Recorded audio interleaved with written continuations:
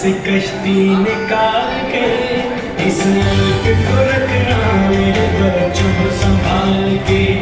देखो कहीं उजड़े ना हमारा ये बगीचा, इसको लहू से अपने शहीदों ने सींचा।